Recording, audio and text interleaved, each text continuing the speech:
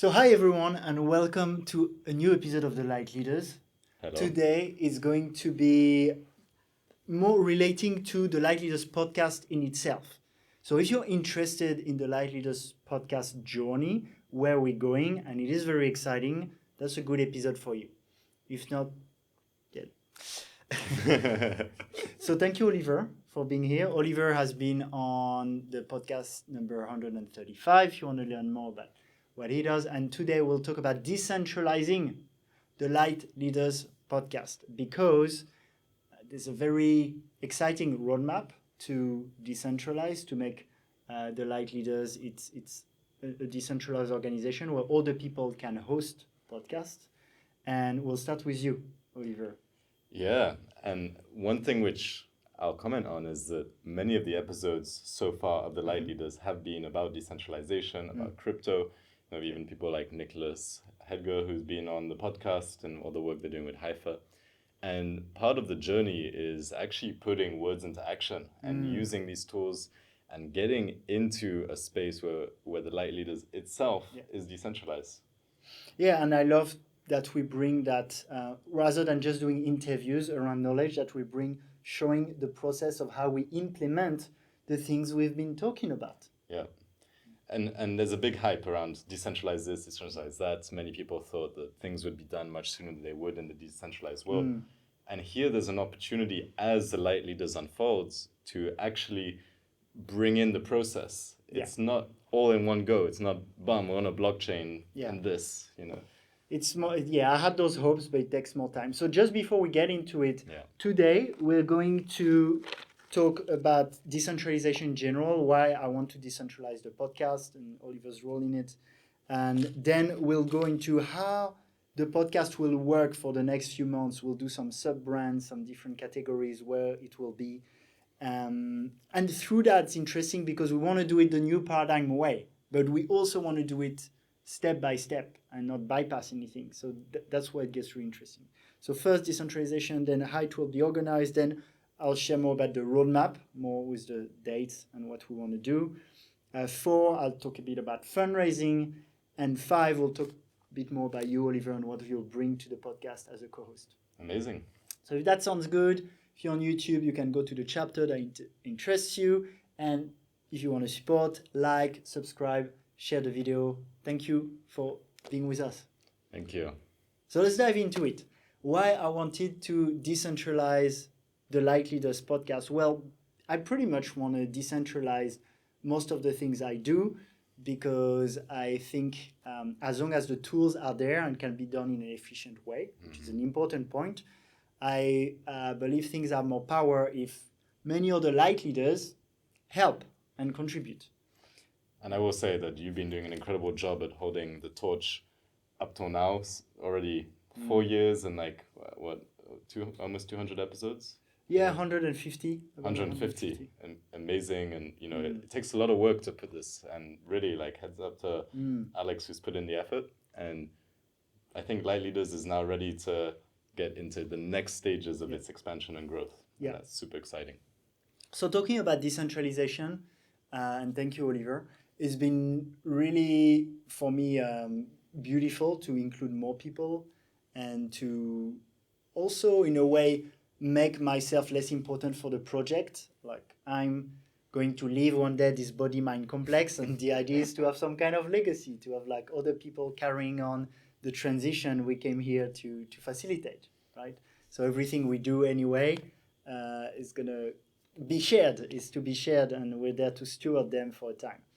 Now, decentralizing, in theory, is a great concept, and for people who are here for helping the ascension of the planet or for the greater good of humanity and wanting to remove our egos, let's say, from the equation, it's something a lot of people want to do, I feel, in the conscious communities, spiritual communities, but it's not always efficient.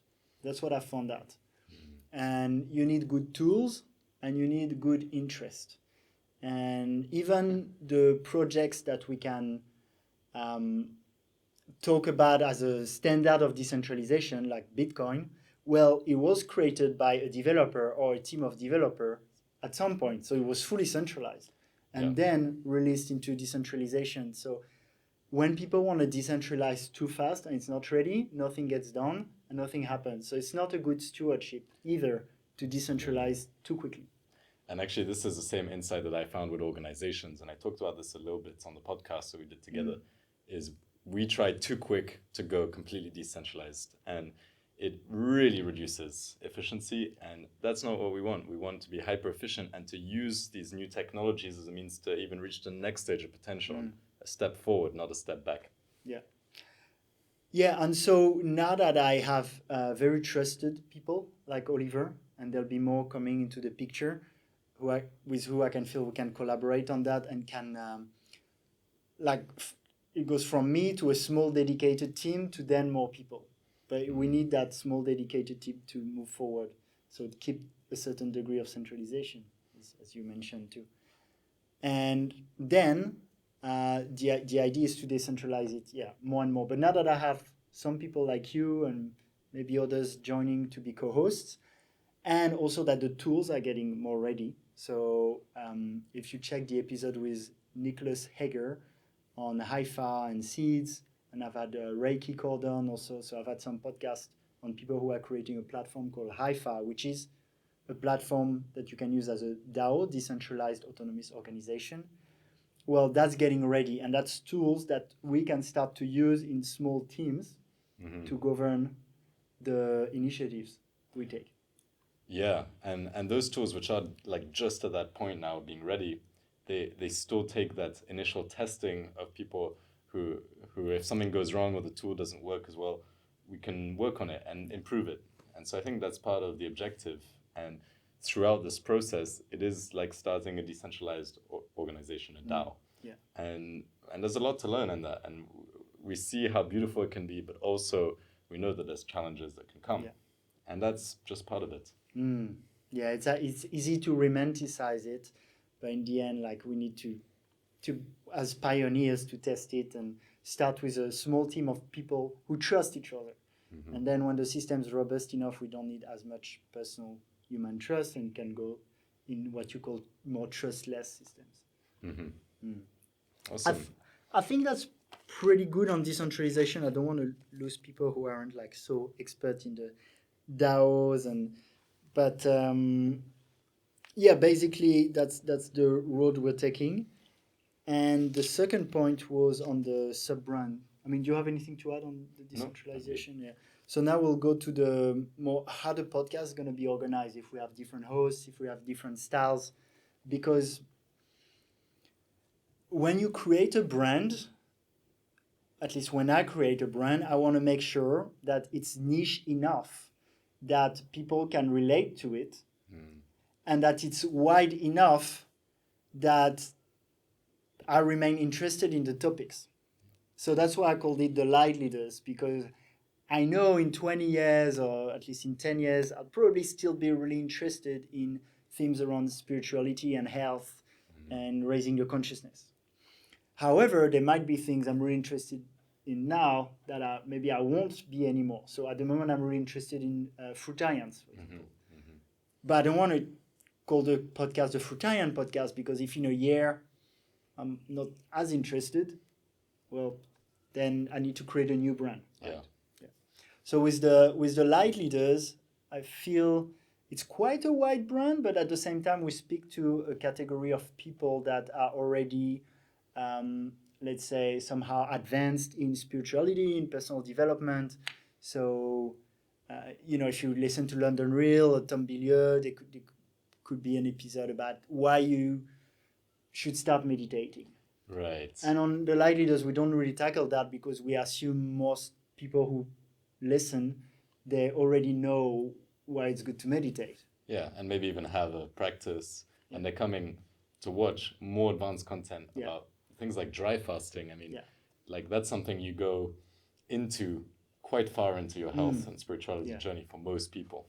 And that type of content is not easy to come by, and that's something which Lightleaders has managed to capture. Exactly. So that's the more niche part. And then it's been following my interest. The problem with that is sometimes you'd have like 6 podcasts on cryptos and then 6 podcasts on fruitarianism. and which is great. But at the same time, then if you went to it for the crypto, you might feel a bit left alone. So the idea, if we have a few co-hosts, is then we can maintain a certain regularity on the topics. Yeah. And to your point, creating sub-brands allows the people who want to just find out about fruitarianism to come and see it and have some way of telling, oh, this is like the series, or this is the thing about fruitarianism. But it's still part of the overall movement towards a civilization based on light, based on higher consciousness, which is what the Light Leader stands for. So without losing the benefit of that whole, it gets more niched in certain topics, which some are interested in, some are not, and that's fine. Exactly. So to get more specific, we want to keep that one brand. So for example, on YouTube, on Spotify, on the Instagram, it's still going to be one brand, the Light Leaders or the Lightleaders Podcast. But then how we name the videos, for example, will have a certain logic. So for example, we choose 4 main topics that are health, truth-seeking, spirituality, and civilization. So there's 4 topics, main topics, areas. And then there's 2 potential hosts at the moment, and there might be more in the future. And there's different styles also, because right now I've mainly done interviews, but we'll also do conversations. We'll also do debates, and maybe little documentaries also. So in the title of the videos now, we will say, for example, if it is a health debate by Alex, or a civilization conversation by Oliver. So then if you type Oliver, you can find what he does. If you type health, you can find the health ones that we did. So it's like tags, basically. It's like tags, exactly. Not to work on the more mainstream platforms like YouTube.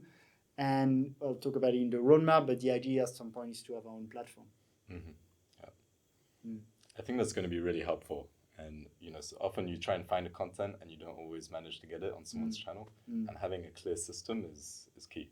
Yeah. And we'll also do playlists sometimes. Cool. On YouTube. Again, we base it more on YouTube because that's where most people are.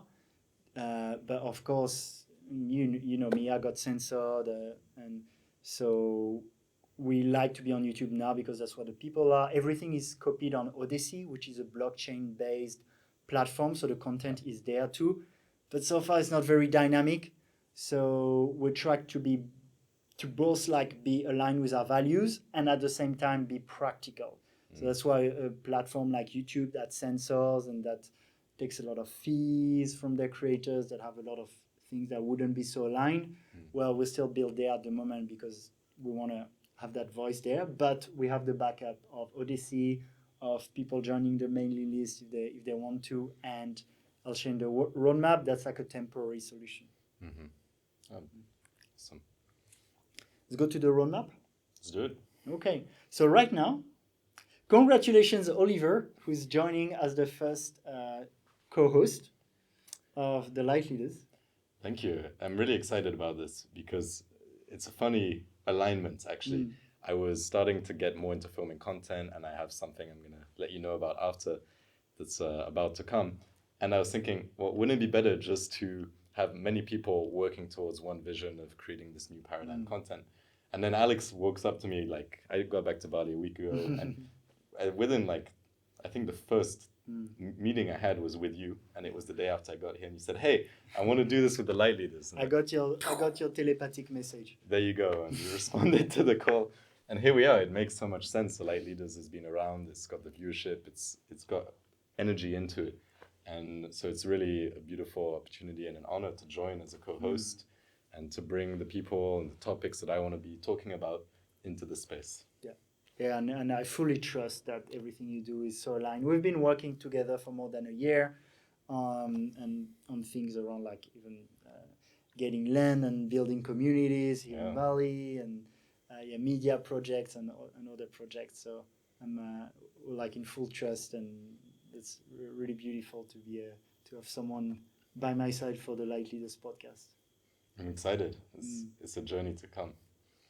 So on the roadmap, that's the first step, which is Oliver joining, and I'll start also fundraise page on Ko-fi, and I'll share a bit more about it later. But that's the first stage, which is first stage of development. But then the very exciting one is the second step, which is in April here in Bali, there will be an amazing 6-week event, and I will get the person who initiated it, a really beautiful person called Will. He'll be on the podcast soon. We'll talk about that event. And at that event, the main reason of that event is to create DAOs, and will be like 100 people roughly, light leaders, joining DAOs or initiating our own DAO. And for that event, I want the Lightleaders Podcast to be really fully formed as a DAO, using the technology from Haifa that we talked about.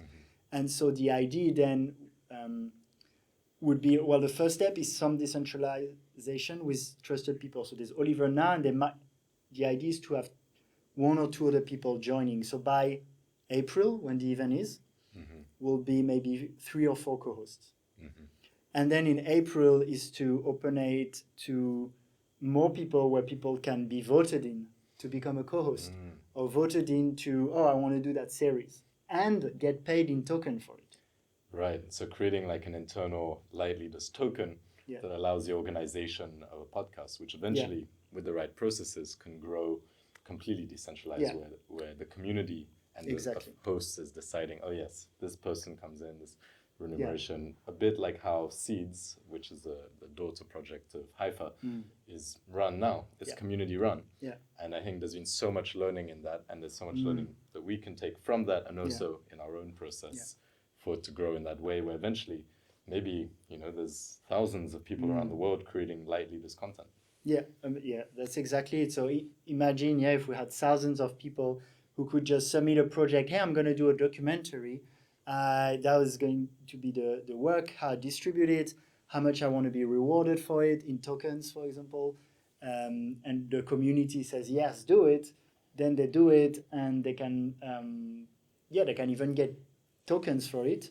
And then if one day there's a big sponsorship, for example, that comes, well, we could give a different money equivalent, let's say, to that token. That's a possibility. Oh, cool. Yeah. So decentralizing the governance of the podcast, for sure, and then possibly also the resources generated from it. Because you can do that different token system in Haifa, where there's like the voice token and participation, and then having also remuneration based on different criteria. Yeah, exactly. So that's so first step, having a group of trusted people, as we do now, do a bit of fundraising on tradition platforms. Step 2, having the DAO with decentralized governance and also sharing the resources. Step 3 would be also to get our own platform, because there's a lot of censorship on the main platforms, and I think if we start having a lot of people, it will be worth having our own ecosystem where there's no censorship, where there's no taking of values here and there, and where also it's easier for people to filter and to find the right content. Because, for example, let's go back to the health thing. Like for me, if I look for, should I take B12 supplement as a vegan, for example? Well, I don't really want to Google it, because I arrive on advice from the mainstream big pharma science that I'm not really vibing with. So I need to look into specific people that I trust on YouTube generally. But that's not so efficient. I'd like to have a place where I can have maybe 10 or 20 different opinions, but from people who are more aligned with my view of the world. People who are able to speak freely and share something which they've really researched and not been told that they have to say or being institutionally taught that that's the way. Like free media. And this relates to a concept that I'm very passionate about federated news and what has come up as something called the Federated News Network. And I worked on it a bit in the past, but let it go to focus on other things. But this is the potential we can go into. When there's a platform and content creators are adding their wisdom and their knowledge, they're trusted to add. It's not just anyone. The community is trusting that person to add about that. Then there's this news that pops up from all around the world, and it can be about projects or about topics like health. And suddenly there is this ecosystem that arises where we're all learning about everything together. Yeah, and where it's not the most fear-based and clickbaity that wins and gets the headline. No, but maybe the algorithm is optimized to support your highest growth and purpose, and proposes your next best content for that mission. Yeah. So that's the third part of the roadmap, basically. Exciting. Yeah. The fourth part of this little podcast, I'll go quick on it, but it's the fundraising. So I want to share a little bit, like more personally, what I've been with, with my relationship with money, and especially fiat money, like dollars and euros. It's been interesting because, like, through my crypto journey, and I won't get into the rabbit hole now, but basically, when I use dollars or euros or fiat money, I'm kind of voting for the current system because those monies are controlled by central banks, governments, and ultimately they can create as much money as they want. So when I use that system, even if I win in that system, even if I make a lot of dollars and millions of dollars, I'm still winning in a game that is totally out of my control and is a control of centralized powers that can create new money to get new shots or get new weapons or finance oil and gas or do whatever they want. So that's partly why I'm passionate about cryptos. But at the same time, the world's not ready yet to use crypto most of the time, at least for something like contributions to a podcast. It's not like the platforms aren't automated well yet. It's gonna be soon, but it's not yet. So I've been a bit in that dilemma personally of like, I have resistance to charging people in dollars my services through a credit card system. Like in theory, when we do an exchange through fiat, like let's say you pay me. So many middlemen that get involved in the process. process. You pay me like fees go here, fees go there, fees go there. Then if I pay tax, then a lot goes into the government. Then if I keep in my bank, there's the inflation that. So basically, when we do exchanges as light workers, we kind of get our life force sucked in, and giving our life force is getting harvested and giving it to the more central powers. Yeah. So I wanted to not so much do that, but the new paradigm isn't ready so much yet. So I'm a bit in that middle situation where I feel, it's good to be practical too. It's good to be practical, hence still using YouTube, hence still using some of that fiat money. So in that regard, we want to give the best quality content. We want to give, beautiful frames, quality of audio. If we need to do a documentary, go to the right places. So we would actually really appreciate some financial support also, because then we will put more details on the page. So we use Ko-fi, which is better than Patreon because they take less, and Patreon is known to censor a lot. So I have more alignment with Ko-fi, which is the platform, and we'll put a link in the description below. So what are some things which people who join as supporters on Ko-fi could potentially receive from being an inside light leader? Great question. So to start with, it's to support us also, like if you want to see beautiful content, but you also get perks. And we will give details on the page. So we'll give details of, we need a new mic, we need a new studio, and so you know what you're helping us get.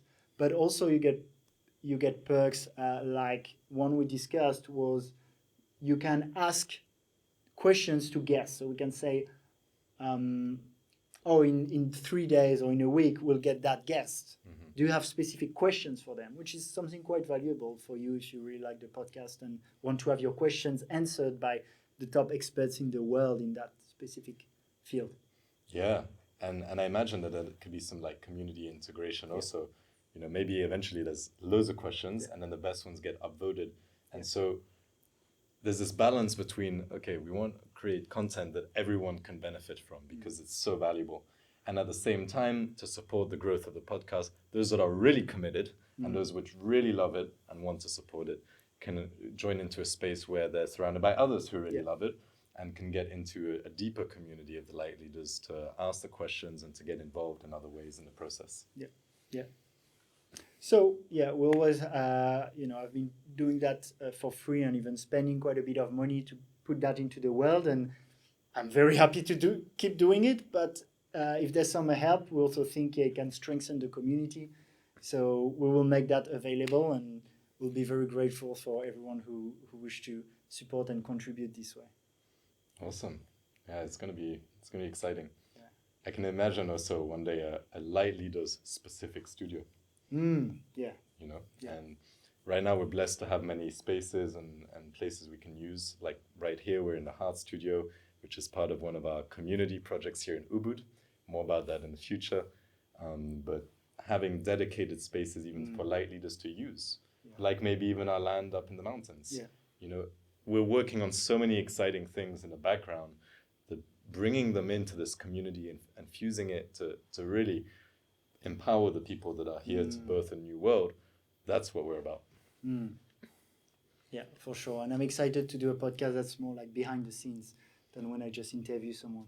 Yeah, because there's a lot which goes down behind the scenes. Yeah. But also behind the scenes, not just of the podcast, but so many things that we do that relate to that. Totally. So let's go a bit to close this episode. Let's go a bit on you, Oliver. So Oliver has been on the podcast number 135 of the Light Leaders, and in it you talk about like new civilization, new paradigm civilizations, basically, and it's a super interesting podcast. So I encourage everyone to go and listen. Here we won't go into that much because that's the purpose of that podcast. Here we're more interested in you, Oliver, as a co-host. What is your intention? What kind of content do you want to bring to the Light Leaders podcast? Great question. So already I recorded an episode about 2 weeks ago. I was in Turkey in this incredible site and be posting that soon. Basically, that was a deep dive into the philosophy of spirituality, what's happening in the world, where we're heading, how timelines are changing. And I got really inspired. And I think I'm going to continue doing a series of philosophical talks that are a bit more informal. We're drinking tea, where we get to really get into the depth of what's going down. Because actually, in our surroundings and in our daily life, we have so many amazing conversations from living in Ubud, from being surrounded by light leaders. Many people would really benefit from hearing those things. So that's one intention, is to go down that route of those philosophical but very deep conversations. Another thing which I'm very passionate about is the future of civilization and the future of societies and governance and topics relating to how we interact with consciousness in terms of measuring consciousness and designing from that place. So those are all interests which I'm wanting to examine. And my network is quite large in that sense. So I'm going to flow with the river and see where it goes, bringing in those things and developing specific content about those topics. Nice. I'm super excited. I think it will bring a good balance to, like right now I've been really into the health side, for example, but I know me and many of the listeners, they're really interested in these topics too. So that's going to be a really good balance for the light leaders. Yeah, it's going to be awesome. I also want to add, because we had that conversation, that we want to keep like really good standards for you. So every video on YouTube and Odyssey and on Spotify, they have chapters. So you can go to the parts that are interesting. And at the beginning of each interview, we share what it's going to be about and what's in it for you, because like I really value your time. So I want to make sure if you watch or listen to something, like we want to make sure that you know what it's going to be about and that you consent to giving your time to that. Yeah, that's really important. And valuing time is a practice a light leader develops throughout the process.